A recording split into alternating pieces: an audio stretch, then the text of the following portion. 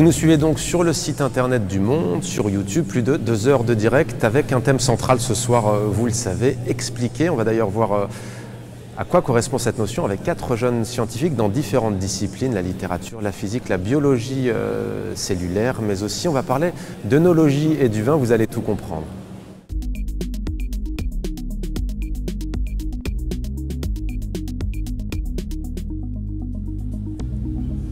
4 invités nous ont rejoint, 4 jeunes scientifiques, l'une que l'on vient d'entendre, Teresa Lopez-León, merci d'être avec nous. Vous êtes physicienne chargée de recherche CNRS à l'ESPCI et vous êtes originaire de Grenade en Espagne, on le précise, la diversité ce soir à l'ENS. Avec nous également à vos côtés, Axel Marchal. Alors là c'est assez fascinant puisque vous êtes ancien normalien, bon ça jusque là c'est normal on a envie de dire, hein, mais vous êtes docteur en œnologie, donc on va voir tout à l'heure comment apprécier le vin et ce que ça signifie aussi. À vos côtés également Alice Le Breton, normalienne, chercheuse en microbiologie cellulaire. Merci d'être avec nous également. Vous travaillez notamment, vous avez publié votre thèse en tout cas sur la dynamique des facteurs pré-ribosomiques au cours de la biogénèse de la grande sous-unité ribosomique chez Cerullisae. J'espère que je le prononce bien. On va voir tout à l'heure ce que signifie expliquer. Il y a matière.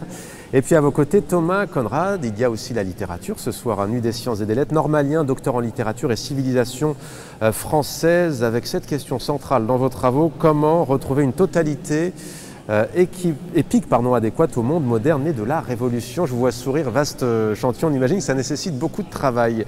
Teresa Lopez-León, vous êtes physicienne, on vient de vous entendre. On va d'abord faire, si je puis dire, un tour de table avec tous les 4 avant d'aborder vos domaines de prédilection. Expliquez, c'est quoi selon vous ? C'est quoi selon moi expliquer? Ouais. Expliquer, pour moi, c'est faire comprendre aux gens quelque chose qu'on comprend. Donner des clés de compréhension. Exactement. Même en physique, quand ça paraît compliqué, c'est possible? Exactement, c'est toujours possible, bien sûr. Bon, il faut simplement s'adapter au langage et aux connaissances de la personne qu'on a en face. Et c'est justement ça qui est pas facile des fois. Alors on a l'impression que c'est parfois abstrait comme ça, mais ça peut être très concret, que ce soit en physique, que ce soit aussi avec vous, Axel Marchal, en chimie. Vous êtes chimiste de formation et vous, votre domaine de prédilection, c'est donc l'œnologie. Prenons par exemple le vin. En quoi est-ce qu'on peut apporter au grand public, dans la vie pratique et quotidienne, même si on sait qu'il faut boire avec modération, en quoi la chimie peut-elle aider à mieux comprendre cet aspect pratique de cet art de vivre à la française, si l'on peut dire?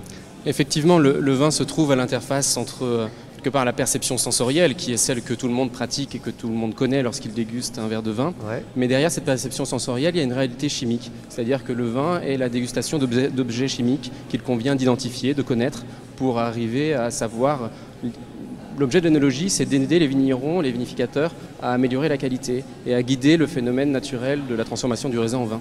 Donc la compréhension des molécules à l'origine du goût et des odeurs du vin permet justement de guider cette transformation. Alice Le Breton, chercheuse en microbiologie cellulaire, ça paraît pointu pour le grand public. Expliquer pour vous, c'est quoi? Pour moi, expliquer pour le grand public, en tout cas, c'est partager. Et donc c'est essayer d'amener la personne qui est en face de moi à pouvoir toucher du doigt la manière que moi j'ai de comprendre un phénomène particulier dans la cellule. Et donc c'est l'amener vers moi et avoir cet échange particulier qui est que moi je vais m'intéresser à l'autre suffisamment pour l'amener à comprendre ce que moi je veux lui dire. Alors peut-être concrètement, on n'est pas obligé d'effectivement de tout comprendre de la microbiologie cellulaire, mais dites à ceux qui nous regardent par exemple, aux internautes, ce qu'est une cellule par exemple, peut paraître comme ça anodin, mais une cellule c'est quoi? Notre corps est constitué de millions et de millions de cellules, ça se trouve c'est peut-être même des milliards, dites-moi si je me trompe, mais une cellule c'est quoi? Une cellule, ça serait l'unité constituante de notre organisme, c'est-à-dire la partie en dessous de laquelle on ne va pas pouvoir couper sans que ça arrête d'être vivant. Et donc, ça va être une unité fonctionnelle qui va pouvoir se mettre en action pour accomplir les fonctions de l'organisme. Mais pour ça, les cellules ont besoin de se mettre toutes ensemble et parfois de se spécialiser. Comme nous, dans notre société, on peut se spécialiser pour avoir notre métier, par exemple. Ouais. Alors, une cellule, elle est composée de quoi concrètement? Il y a un noyau? Alors, une cellule, elle est composée d'abord de quelque chose qui va l'isoler du monde extérieur, qu'on appelle une membrane, et qui donc est pas complètement perméable par rapport à l'extérieur. Et puis elle est constituée d'une sorte de semi-liquide solide à l'intérieur dans lequel se passent des réactions chimiques qui vont mettre en œuvre les fonctions de la vie. Thomas Conrad, vous qui êtes un littéraire par exemple, quand vous entendez ça, est-ce que vous avez compris ce qu'était une cellule là? Vous le saviez? Oui, je pense que c'est assez clair et je pense que c'est... Enfin, voilà, je ne vais pas non plus distribuer des bons points ici sous prétexte que je suis le littéraire. Attention parce qu'après ils vont distribuer des bons points ou pas sur la littérature. Donc je me méfie, c'est précisément pour ça. Peut-être d'abord une réaction, Thomas Conrad. Il y a 2 ans, j'étais là ici même, c'était la nuit des sciences tout court. Aujourd'hui, on a élargi, on en parlait tout à l'heure avec Marc Mézard, le directeur de l'UNES. Cette fois-ci, c'est la nuit des sciences et des lettres. On a souvent tendance à dissocier les deux. Ce soir, les 2 notions sont rassemblées. Peut-être d'abord une réaction à cela. On imagine que vous, en tant que normalien, ça vous fait plaisir. Oui, évidemment. Je pense que c'est important d'avoir les 2 dimensions. L'école normale, elle est structurée autour de ces deux pôles. Elle marche sur ces 2 jambes. Voilà, les sciences et les lettres, c'est important que les lettres soient là. On a essayé effectivement de s'investir. Il y a de nombreux collègues et de nombreux intervenants qui sont aussi du côté littéraire, du côté des disciplines littéraires au sens large, c'est-à-dire, mais bon, ça a peut-être déjà été dit avant, mais bon, l'histoire, la philosophie et de nombreuses autres. Oui. La littérature, selon vous, aujourd'hui, que peut-elle pour mieux comprendre aussi le monde qui nous entoure? On sait par exemple qu'on dit qu'il y a un vrai problème de nos jours sur l'apprentissage de la lecture notamment. On a le sentiment que le grand public se détourne de plus en plus de la lecture. C'est peut-être pas forcément vrai, il y a des nouveaux supports de lecture aujourd'hui. Peut-être une réaction sur cet aspect des choses, selon vous, en quoi est-ce important de lire tout simplement? Oui, sur la question de la lecture au sens strict, au sens littéral, évidemment, en tant que spécialiste de littérature, j'ai pas grand-chose à dire dans la mesure où le déchiffrage du texte, bon, c'est quelque chose qu'on considère comme acquis. Par contre, sur l'importance de la littérature, il y a quelque chose qui est quand même une sorte de... Dans la littérature, il y a une sorte de condensé d'expérience, d'émotions, de subjectivité, disons une sorte de concentration de sens dans un texte littéraire qu'on ne trouve nulle part ailleurs, et il est important à la fois de savoir le déchiffrer, de savoir le transmettre, et de savoir le vivre aussi, parce que c'est accéder à une expérience qui est une autre que la nôtre. Donc c'est nécessairement ouvrir son univers, disons. Vous travaillez aussi sur le langage. C'est quoi le langage au juste? Alors ça, c'est un peu trop vaste quand même. Je vous dis ça parce qu'il n'y a pas si longtemps, j'avais le grand auteur de théâtre franco-suisse Valère Novarina qui disait que nous, journalistes, peut-être un petit peu d'autocritique, il disait qu'on avait tendance à idolâtrer les mots. Vous savez, avec ces expressions toutes faites, notamment dans sa pièce de théâtre, on entend « il faut mettre un frein à l'immobilisme ». Alors vous, comment travaillez? Ça vous fait sourire? C'est vrai que c'est plutôt drôle comme expression. Le langage, c'est quoi au juste? Il y a les langues, il y a le langage. Oui, en tout cas, il y a un effet de figement du langage ou de pétrification du langage. La littérature, c'est aussi un moyen de remettre en mouvement ces expressions. Je pense que Valère Novarina en a parlé bien mieux que moi d'ailleurs. C'est un moyen, disons, de refaire vivre cette pensée qui est en quelque sorte gelée dans les mots et que la littérature essaye de dégeler et de refaire agir en nous. Voilà. Transcrire une expérience dans les mots, on le fait tout le temps, on le fait tous les jours et c'est toujours raté en quelque sorte. C'est réussi quand c'est la littérature, c'est-à-dire quand les mots se remettent à fonctionner à plein régime en quelque sorte. Alors on a tendance à cloisonner science, littérature. Vous par exemple, Teresa Lopez-León, est-ce que vous aimez lire? Bien sûr, bien sûr. D'ailleurs, quand j'ai dû décider qu'est-ce que j'allais faire dans ma vie, quelle carrière j'allais suivre, j'ai cité philosophie, physique. En fait, ils ne sont pas si loin que ça. C'est en fait, quand on cherche à comprendre les choses, par exemple, on peut chercher à comprendre en utilisant la science, les sciences dures, comme vous m'avez pris à distinguer, de la philosophie. Mais pour moi, c'est la même chose, c'est la même inquiétude, curiosité pour comprendre. Et bon, la littérature, peut-être, c'est différent, mais en même temps, comme tu dis, on a tous des émotions, des sentiments, des vivances et des choses qu'on aime bien. Je ne sais pas très bien comment dire, mais apprécier avec la lecture. Ouais, et mieux appréhender. Alors il y a aussi la notion de recherche ce soir ici à l'UNES. Qu'est-ce qu'être chercheur? D'abord, comment devient-on chercheur? Comment devient-on chercheuse? La question peut paraître vaste, comme disait tout à l'heure Thomas Conrad, mais c'est quand même une des questions qui est posée ce soir. Alors vous, comment êtes-vous devenue chercheuse?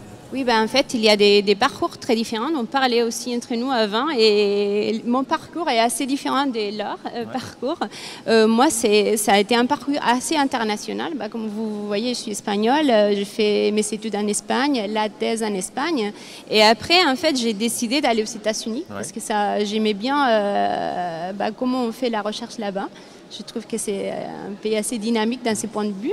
Et alors d'ailleurs le langage est différent en termes de voilà, recherche. Et chaque Espagne, fois on France, change des États-Unis. pays, on change des langues. Et en fait c'est ça qui est assez intéressant quand on est chercheur, c'est que ça nous amène souvent à vivre dans des pays différents, des cultures différentes, des langues différentes. Et c'est assez riche aussi. C'est un milieu international et on est à fond dans ça parce que La question peut surprendre, mais qu'est-ce qui vous motive dans la recherche? Parce qu'en fait, on vous appelle chercheur et chercheuse, mais certains le sont toute leur vie, mais sans rien trouver. Mais encore une fois, c'est un mouvement, c'est un processus. On peut très bien participer à une trouvaille, à une découverte sans... on trouve toujours.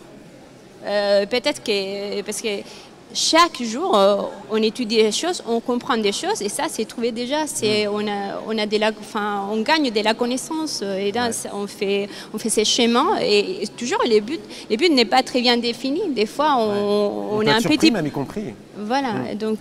Alors, vous travaillez sur les fluides complexes, les plus particulièrement sur les cristaux liquides. On vous a entendu tout à l'heure en parler. Oui. C'est très pointu, mais quelle peut être l'application en fait de cette discipline? Qu'est-ce que ça peut permettre aux sociétés aujourd'hui? En fait, la première chose, vous savez que les cristaux liquides, on est entouré des cristaux liquides partout. Les télévisions, les écrans, les montres, partout. Donc ça a été une première évolution dans le sens où c'est des matériaux qui nous ont permis d'avoir des télévisions plates à une dimension énorme. Des progrès technologiques. Des progrès technologiques. En fait, maintenant, on utilise les cristaux liquides d'une autre manière, aussi pour faire une autre révolution technologique qui est encore un peu loin. Mais l'idée aussi, c'est de créer des matériaux, mais avec des propriétés, cette fois, vraiment incroyables. L'idée, c'est d'utiliser les cristaux liquides pour organiser des autres particules, des autres systèmes qui à la fois forment des matériaux qui puissent interagir avec la lumière de manière très très puissante. Et l'idée, ça pourrait faire ce qu'on appelle aujourd'hui des métamatériaux, par exemple des couches d'invisibilité, des choses qui vraiment c'est de la science-fiction. Mais on n'est pas aussi loin que ça. On a fait déjà des simulations, des calculs théoriques, des théories, et on a vu que c'est possible. Et maintenant, il faut le faire en pratique. Et voilà, on travaille à mettre un petit pas en avant vers cette but finale. Voilà. Axel Marchal, est-ce que vous pouvez expliquer aux internautes qui nous regardent aujourd'hui comment on obtient ce liquide ancestral, le vin, à partir du fruit, le raisin? Effectivement, le mode d'élaboration est ancestral, puisque le vin, c'est une activité humaine, déjà, puisque c'est la transformation du raisin en vin sous l'effet des levures, justement, de Saccharomyces cerevisiae. Mais cette transformation, c'est un produit de culture, puisque l'évolution du vin, l'évolution du raisin, si on le laisse sans l'effet de l'homme, devient au mieux du vinaigre. Et finalement, c'est l'homme qui va guider la transformation, il va accompagner cette transformation et l'activité des levures. Donc il y a effectivement, pendant très longtemps, les progrès de la qualité du vin ont été basés sur des observations empiriques, et c'est que récemment que la science a permis d'améliorer la qualité du vin, justement grâce aux progrès en microbiologie, en chimie, et ainsi d'avoir une meilleure compréhension des mécanismes qui se passent à l'échelle cellulaire en ce qui concerne la levure, à l'échelle moléculaire en ce qui concerne l'évolution chimique du vin, pour en améliorer la qualité et sa stabilité. Le bureau de Pasteur n'est pas très loin de nous, il est à quelques, on va dire 50 mètres. C'est lui qui avait dit la boisson la plus saine, c'est le vin? Oui, effectivement. Mais que voulait-il dire en fait? Pasteur disait que la boisson la plus saine et la plus hygiénique était le vin. C'était à une époque où l'eau était régulièrement contaminée, et le vin qui, par son pH bas, par la présence d'acide, est une boisson beaucoup plus stable au niveau microbiologique. Donc effectivement, il valait mieux boire, pour des raisons microbiologiques, il valait mieux boire du vin que de l'eau, avec modération bien sûr. C'est bien de rappeler effectivement l'origine de l'expression de Pasteur. Alors vous avez coutume de dire, pour être beau, un vin doit être bu. Ça veut dire quoi? Ça veut dire que le vin n'a pas de goût par lui-même. Le vin a un goût à partir du moment où il est dégusté. Il faut qu'il passe par le filtre des sens du dégustateur, qui vont être d'ailleurs très variables en fonction de notre origine, en fonction de notre expérience, en fonction de notre génétique. On va avoir... aussi peut-être. de ce qu'on mange, avec quoi on l'accompagne. Exactement, ça c'est l'accompagnement, c'est encore un facteur externe supplémentaire. Mais déjà intrinsèquement, en fonction de notre humeur, en fonction du moment de la journée où on va déguster, en fonction de notre glycémie, on va percevoir le vin, on va apporter un regard différent, un regard sensoriel différent. Et une des parties de notre activité, en particulier de l'enseignement, c'est d'arriver à poser des mots sur ces émotions. Pour faire écho à ce que disait Thomas sur le langage, c'est d'arriver à transmettre une émotion, ce qui est un exercice difficile puisqu'il faut arriver à trouver, généralement quand on va sentir une odeur, on va dire j'aime, j'aime pas, mais on va avoir du mal à verbaliser ce que l'on ressent. Et si on veut partager, ce qui est le but du vin, puisque ça s'inscrit dans des moments de convivialité, il faut arriver à mettre un mot sur ce que l'on perçoit. D'un point de vue scientifique et de chimie, est-ce que vous pourriez faire vous le même travail si vous en aviez un jour l'envie et la passion sur l'huile d'olive par exemple? Alors, personnellement, si je fais la recherche en œnologie, c'est que j'avais un goût prononcé pour la chimie, mais surtout j'étais passionné de vin. Donc c'est vraiment la passion du vin qui m'a amené à Bordeaux. Quand je suis arrivé à l'ENS, j'avais aucune idée je ne pensais pas terminer, enfin en tout cas poursuivre ma carrière scientifique dans le vin. Je pensais que le vin ferait partie de ma vie comme beaucoup d'amateurs, comme un hobby, mais pas comme un centre de recherche en tant que tel. Et c'est la découverte de cette discipline de l'œnologie qui m'a emmené dans cette direction. Ouais. Donc l'huile d'olive, pourquoi pas? Ouais. C'est un sujet passionnant, mais je pense qu'au niveau personnel, ma fibre est pour le vin. On va juste se tourner après avec Alice Le Breton, mais une dernière petite question peut-être rapidement, encore une fois, boire avec modération, mais quels sont les bienfaits du vin? On a souvent tendance à parler du vin rouge comme étant bon pour la santé de manière très raisonnable. Pourquoi? Quelles sont ses vertus? Alors il y a plusieurs... Les vertus du vin sont... L'inconvénient du vin est lié à la présence d'alcool, bien sûr. Et c'est les polyphénols. Mais l'action bénéfique du vin, elle est liée à des polyphénols, à des molécules, ce qu'on appelle les tannins, qui vont avoir un effet neuroprotecteur en particulier. Ce qui est bien connu, c'est le French paradox, donc c'est l'effet au niveau des maladies cardiovasculaires, avec une diminution des risques d'accidents cardiovasculaires qui a été montré par des études épidémiologiques. Mais dans le même temps, on a également des effets neuroprotecteurs. Et justement, à Bordeaux, moi, je travaille à l'Institut des sciences de la vigne et du vin, et un groupe rattaché à la faculté de pharmacie travaille sur les substances de la vigne et du vin qui ont un effet neuroprotecteur, notamment vis-à-vis des maladies neurodégénératives. Mais l'alcool reste bien sûr moi je suis, par rapport à ce positionnement, j'ai un petit peu de... Je trouve que le vin, si on le boit, c'est pas forcément pour s'en servir comme un médicament. Avec la notion d'alicament, il faut avoir conscience que le vin peut être toxique, peut être nuisible pour la santé, mais il faut le consommer avec modération, et ce qu'on recherche, c'est avant tout le plaisir, plus que l'effet protecteur. Alice Le Breton, chercheuse en microbiologie cellulaire, vos recherches s'attachent à élucider les stratégies déployées par Listeria pour prendre d'assaut la cellule. Ça, c'est l'intitulé. Nous, les médias, parfois, on entend parler de ces bactéries, effectivement, Escherichia coli, par exemple, ou d'autres. Quels sont le cœur de vos travaux? Sur quoi porte-t-il alors? Est-ce qu'il a un champ d'application médical ou pas? Est-ce que vous allez servir d'appui ensuite à la médecine? Le champ d'application de nos recherches pour l'instant est purement fondamental. C'est vraiment d'essayer de comprendre comment la cellule, lorsqu'elle est en contact avec une bactérie qui va chercher à l'agresser, va répondre à la bactérie, va essayer de se défendre. Et pour ça, en fait, la cellule va complètement changer son programme de la même manière qu'un pays attaqué va déployer un arsenal de guerre pour répondre à l'agression. La cellule va changer ses programmes et donc elle va complètement changer ses fonctions, changer l'utilisation des sucres qu'elle a ou l'utilisation de ses protéines, de toutes les molécules qui font sa vie pour limiter les dégâts et essayer de combattre son agresseur. Et puis la bactérie elle-même continue d'attaquer et va essayer, elle, de prendre les outils de la cellule à son profit pour amener la cellule à faire des choses qu'elle n'a pas envie de faire. Par exemple, souvent la cellule infectée essaye de se suicider pour protéger ses sœurs, et la bactérie va essayer d'empêcher la cellule de se suicider pour pouvoir préserver une niche où elle va pouvoir se répliquer. Alors, puisque vous êtes chercheuse, sur une échelle de 1 à 10, vous en êtes où précisément sur ce sujet? Est-ce que vous pouvez nous le dire? Alors, sur ce sujet-là, précisément, moi je viens de commencer mon équipe, donc on démarre.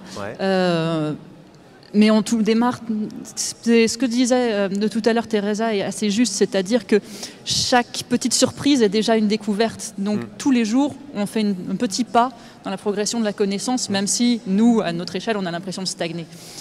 Est-ce que parfois on se trompe? On se trompe, mais c'est là qu'on fait les plus jolies découvertes. En général, pour moi, la plus grande joie, c'est quand j'ai un résultat auquel je ne m'attendais pas. Thomas Conrad, normalien, docteur en littérature et civilisation française. Je le disais tout à l'heure en vous présentant, comment retrouver une totalité épique adéquate au monde moderne né de la Révolution. Je sais que je vous souriais déjà. Qu'est-ce qui vous attire vers ce domaine précisément, d'ailleurs, à la fois de la civilisation et de la Révolution? En l'occurrence, Révolution, on parle de la Révolution française? Oui, en fait, peut-être qu'il faudrait préciser que je ne me suis pas levé un matin en me demandant comment retrouver une totalité épique adéquate. Rassurez-nous.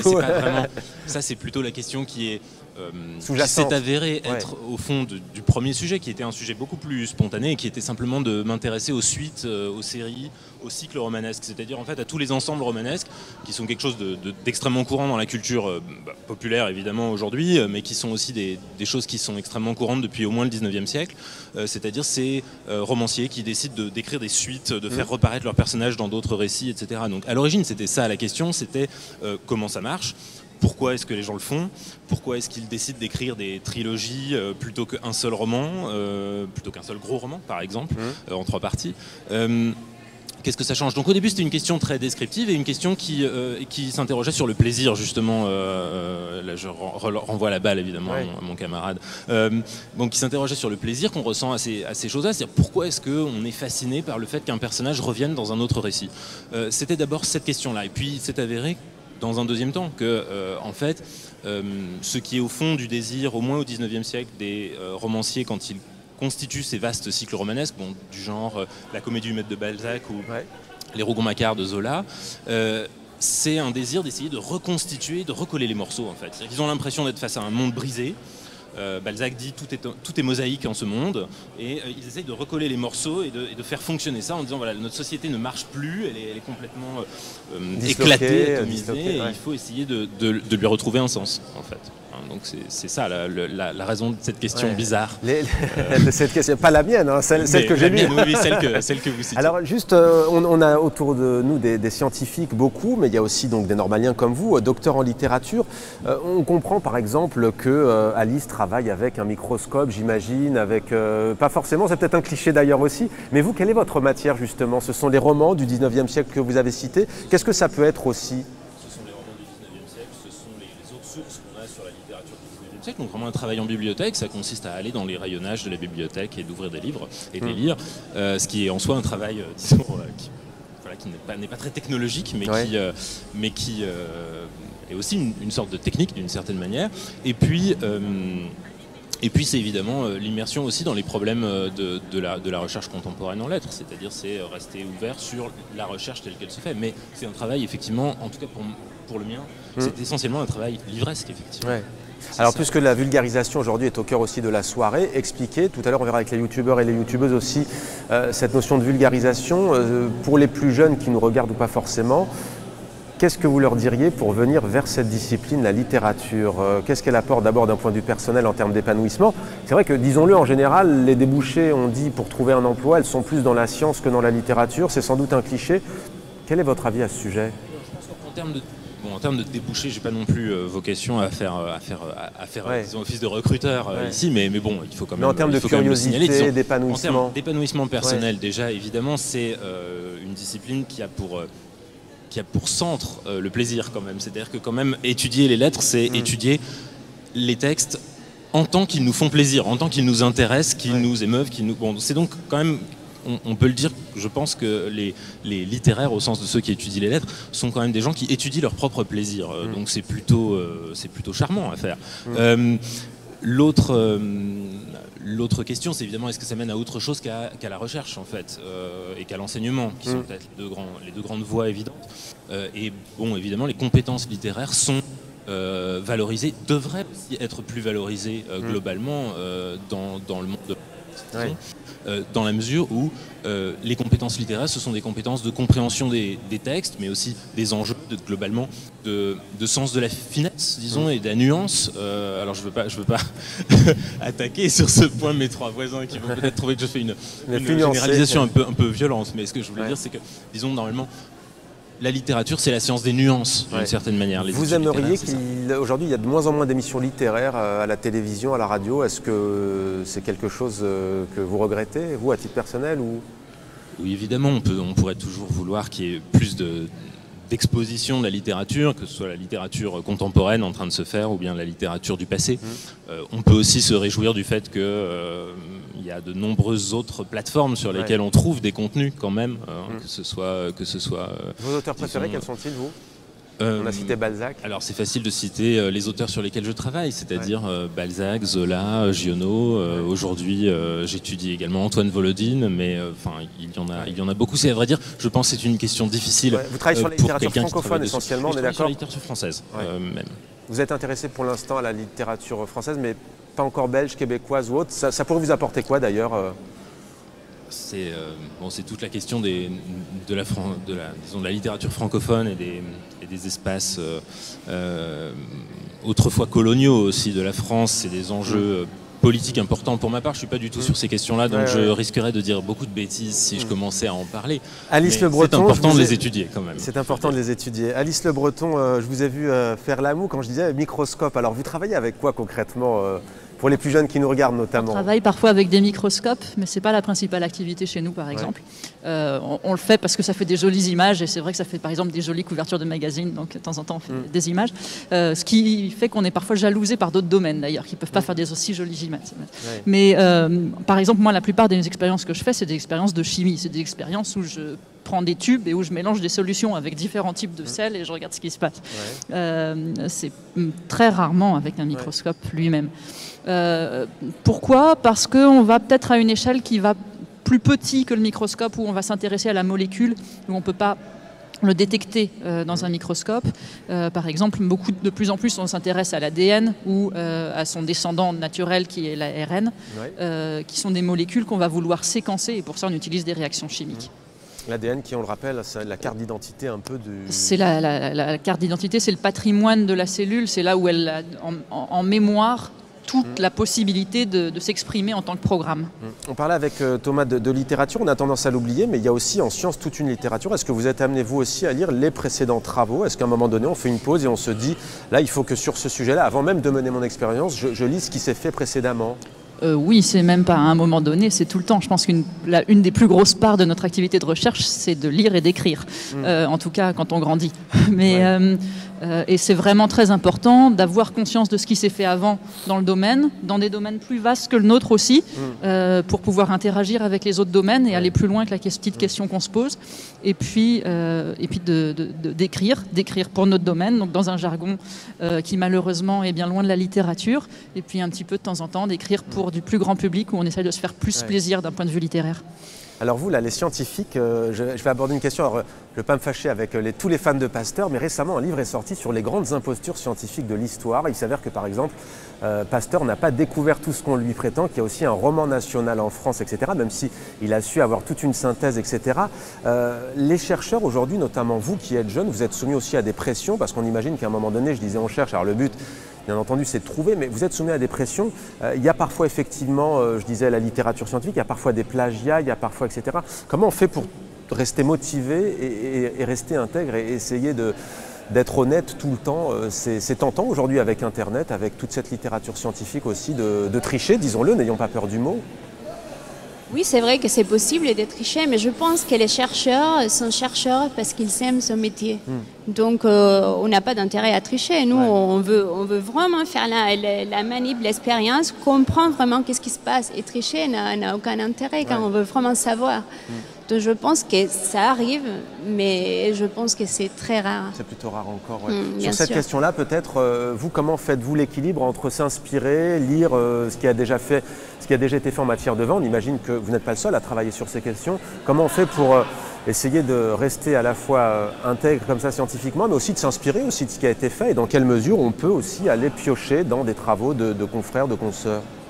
Oui, effectivement, on a cette nécessité de s'inspirer d'éléments, notamment d'observations, puisqu'il y a eu beaucoup d'observations qui ont été faites, des phénomènes qui ont été décrits mais qui n'ont jamais été interprétés. Ce sont généralement les sujets de recherche les plus passionnants, puisque ce sont, à partir du moment où on observe quelque chose de façon répétable, on passe au stade de fait, et l'explication du fait, justement, est une des activités les plus enthousiasmantes qui puissent exister, puisque le fait de comprendre permet d'agir de façon plus maîtrisé ensuite. Et ça, c'est une des particularités, je pense, de la recherche en œnologie, qui est une discipline appliquée. Donc la tentation de tricher, elle existe, mais très rapidement, le terrain reconnaît les siens, où on va avoir si on préconise une pratique qui se trouve totalement infondée, puisque en ayant trafiqué des résultats de recherche, on verra qu'il n'y a aucun effet et la sentence sera assez rapide. Même question que je posais tout à l'heure à Alice Le Breton. Vous, comment est-ce que vous travaillez concrètement, œnologue? Vous goûtez, on imagine, bien entendu. Quels sont vos outils pour travailler? Si vous voulez, notre laboratoire ressemble quasiment en tout point à un laboratoire de chimie, à la différence près qu'il y a quelques verres et quelques tire-bouchons en plus. Mais finalement, le vin est un sujet d'étude au départ. C'est le matériel sur lequel on travaille. Mais ensuite, les techniques qu'on utilise, ce sont des techniques de spectrométrie de masse, des techniques vraiment d'étude de la constitution moléculaire du vin. Donc c'est très similaire à ce que l'on peut observer dans d'autres laboratoires de chimie des substances naturelles, sauf que l'objet de départ est différent. Mais on utilise effectivement la dégustation en parallèle, puisque le vin, comme je l'ai dit, est à l'interface entre l'analyse sensorielle, la perception et la composition chimique. Donc pour arriver à faire le lien entre les deux, ce qui est l'objet de notre travail, il faut avoir l'utilisation de la dégustation. Thomas Conrad, le vin, objet de littérature aussi, non? Est-ce que c'est quelque chose qui revient souvent dans les œuvres françaises? Oui, il y a des anthologies même à ce sujet. On réunirait sans doute pas mal de poèmes et alors sans doute encore plus de romans. Ça se termine pas toujours bien. C'est vrai. Alors tout à l'heure, les invités qui vont nous rejoindre seront ce qu'on appelle les youtubeurs et des youtubeuses. Ce soir, on parle de l'explication, d'expliquer, de vulgariser aussi. Est-ce que vous avez appris aussi à travailler avec les réseaux sociaux aujourd'hui, sans pour l'instant faire des vidéos sur YouTube, à moins que ce soit le cas, dites-nous. Mais quel est votre regard à ce sujet, justement? On sait maintenant qu'on peut lire un roman sur une tablette. Comment est-ce que vous prenez cette évolution en compte? Globalement, toutes les nouvelles technologies en fait sont quand même, nouvelles. Bon, elles ne sont plus très nouvelles maintenant, mais enfin, oui, c'est comme ça les technologies numériques sont quand même extrêmement présentes. Tout à l'heure, j'ai dit que notre travail était livresque. Peut-être que c'était un peu bête en quelque sorte, parce que en réalité, d'une part, il est extrêmement numérique. On est beaucoup sur Internet pour regarder ces textes. Donc, ce sont des textes qui ne sont plus tout à fait seulement livresques. Dans les bibliothèques, on consulte Internet aussi. Et par ailleurs, dans mes propres projets de recherche, je participe aussi à un projet qui s'intéresse à la manière dont les romans sont chapitrés, dont les récits sont chapitrés, et ça on veut le faire avec des outils aussi informatiques, de manière à pouvoir traiter de manière massive des grands corpus de textes. Donc c'est aussi quelque chose qui est disons numérique. Par ailleurs, évidemment, globalement, quand je parlais des autres plateformes sur lesquelles le savoir est diffusé, je pense que les youtubeurs en parleront bientôt. En parlant mieux. Sur cette question, peut-être aussi des réseaux sociaux. Vous, un jour, est-ce que ça vous a effleuré l'esprit d'arriver sur Internet avec une petite webcam et d'expliquer un petit peu telle ou telle notion, en dehors d'ailleurs même de votre profession, d'expliquer telle ou telle notion? Tout à l'heure, par exemple, ce que c'est l'ADN, ce que c'est une cellule. En tout cas, que vous ayez envie ou pas, est-ce que vous pensez que c'est pertinent? Je pense que c'est tout à fait pertinent. Ça dépend un peu. Je pense qu'il y a des gens qui le font mieux que nous pour l'instant. Vous allez voir des youtubeurs qui, par exemple, vulgarisent très bien la biologie, donc on ne ressent pas forcément le besoin de le faire. Mais de plus en plus, on va filmer un cours, une conférence ou des choses comme ça. Donc on participe plus sur les réseaux sociaux. Et d'autres outils dont sont beaucoup emparés la recherche et les chercheurs, c'est le tweet par exemple. Il y a de plus en plus de conférences scientifiques qui sont retransmises en live tweet de par le monde et qui permettent à des chercheurs qui ne sont pas là de pouvoir suivre une conférence en direct. Mais tous les réseaux sociaux sont utilisés. Teresa Lopez-León, vous qui avez beaucoup voyagé aussi, qu'est-ce que ça change pour vous, ces nouveaux supports, on va dire, notamment sur Internet? Moi, je trouve que c'est un moyen d'arriver aux gens, parce que vraiment, je dirais, avant, les conférences étaient un peu restreintes aux gens du domaine. Et maintenant, grâce à ça, on peut arriver à une quantité de monde incroyable. Donc, je pense que d'être encore en connexion avec des chercheuses et chercheurs que vous avez connus aux États-Unis ou que vous avez connus en Espagne? Bien sûr. En fait, c'est ça, c'est que nous, on est toujours en collaboration. Si on veut faire quelque chose importante, il ne faut pas travailler isolé dans son coin, il faut travailler en collaboration avec des autres laboratoires dans le monde. Et nous, on a des collaborations partout, en Europe, aux États-Unis, partout. Et dans votre domaine précis de la physique, quel est le pays le plus en pointe, si l'on peut dire, dans votre domaine de recherche précis? Dans mon domaine, ne me dites pas la France et l'Espagne. Non, je ne vais pas vous dire ça. En fait, ça dépend. Pendant longtemps, ça a été la France. C'était Pierre-Gilles Desjeunes qui a commencé à étudier ça, prix Nobel de physique. Donc ça a été la France. Et maintenant, en France, ça a un peu diminué l'activité dans les domaines cristaux liquides. Et c'est plutôt aux États-Unis. Ouais. Mais on est maintenant des jeunes chercheurs qui commencent à étudier les cristaux liquides ici en France. Je pense bientôt on va se mettre. Sur la question des femmes en sciences, est-ce que autour de vous il y a de nombreuses femmes? On a tendance à dire qu'on retrouve dans les filières scientifiques d'excellence essentiellement d'hommes et de femmes en littérature, ce qui ce soir est faux sur notre plateau en tous les cas ici. Alice Le Breton, autour de vous, c'est quoi? C'est la parité ou pas ou D'un point de vue général, en biologie, c'est la parité, et c'est de moins en moins vrai, comme dans beaucoup de métiers, quand on monte les échelons. Un petit exemple, en tant que chef d'équipe à l'IBENS, on est 5 femmes sur 30, je crois. Donc on est loin de la parité, alors qu'au niveau doctorat, on est à peu près à parité. Donc il y a encore un petit peu de travail à faire. Un peu de travail à faire, et en œnologie Je dirais de la même façon, au niveau des étudiants donc, qui sont amenés à être des vinificateurs, on a une parité, voire depuis quelques années, il y a un petit peu plus de filles que de garçons qui suivent des études d'œnologie. En ce qui concerne la recherche, on n'est pas encore à la parité, notamment, comme le souligne Alice, au niveau des responsables, au niveau des chefs de groupe, où là, le ratio est très déséquilibré. Ouais, des progrès à faire. Quelle est la différence entre un œnologue classique qui n'est pas chimiste et vous, l'œnologue, a-t-il forcément des notions de chimie ? Ou est-ce qu'il fonctionne à l'instinct? Non, l'œnologue, être œnologue, c'est un diplôme d'État en France. Il faut passer ce diplôme qui est de niveau master, pour lequel il y a un enseignement de chimie, de biologie. Généralement, on est recruté après des études, après une licence 3 de chimie ou de biologie des organismes, donc avec des connaissances scientifiques. Après, l'œnologue, c'est produire du vin, c'est guider la production de vin. Et bien sûr, la part intuitive peut rentrer en ligne de compte, et il n'y a pas, mais l'intuition, elle est étayée par des arguments scientifiques. Ouais. Et justement, expliquer, c'est le thème de la soirée. Vous, est-ce que vous allez à la rencontre de viticulteurs, de producteurs, et que leur dites-vous? Comment les conseillez-vous? Bien sûr, la rencontre avec les producteurs, elle est indispensable, et elle est réciproque au niveau de l'intérêt, puisque les viticulteurs vont pouvoir nous faire part de problématiques qu'ils observent. Et historiquement, vous parliez de Pasteur, Pasteur s'est mis à travailler sur le vin à la suite d'observations de certains viticulteurs qui avaient des précipitations dans leur cuve, et ils voulaient en connaître l'origine, et Napoléon III a mandaté Pasteur pour travailler sur l'origine de ces précipitations. Il s'est rendu compte que en fait, c'était de l'acide tartrique, et par cela il a découvert un des concepts fondateurs de la chimie moderne, à savoir la notion de chiralité, qui a été découverte dans cette La question pourra peut-être concerner Alice Le Breton aussi, mais aujourd'hui on est dans l'ère où les gens veulent de mieux en mieux consommer au niveau des boissons et des aliments. Un vin bio, c'est quoi au juste? Un vin biologique? Alors, un vin biologique, c'est un vin pour lequel on n'a pas utilisé de produits de synthèse pour la culture de la vigne en particulier, et qui répond ensuite au niveau de sa vinification. Et c'est récent. Pendant très longtemps, on avait des vins issus de raisins produits par l'agriculture biologique, et depuis peu, on a des vins biologiques avec un cahier des charges au niveau des produits à utiliser également à la cave. Et on entend parfois dans les vins le sulfite qui ne serait pas très bon. C'est quoi les sulfites? C'est naturellement ou c'est ajouté? Alors, les sulfites, il y a deux origines. Tous les vins contiennent des sulfites en petite quantité, puisque la levure en produit au cours de la fermentation alcoolique. Et le sulfite, c'est un produit qui a été développé depuis, c'est ce qu'on appelle l'allumette hollandaise, qui a été développé depuis très longtemps pour stabiliser les vins. Avant, le vin de l'année était toujours le vin le plus cher, puisque le vin ne se conservait pas. Il était victime d'altérations, de déviations bactériennes en particulier. Et le sulfite, c'est un produit qui permet de stabiliser. Il a plusieurs propriétés. Il combine plusieurs propriétés, dont une qui est antiseptique, et donc il limite le développement des bactéries dans le vin, et il permet de le stabiliser. Alors juste peut-être maintenant une question plus générale à tous les trois qui êtes normaliens. Quel souvenir gardez-vous de cette école, peut-être Thomas Conrad, et qu'est-ce que ça vous fait d'être ici ce soir à cette nuit des sciences et des lettres?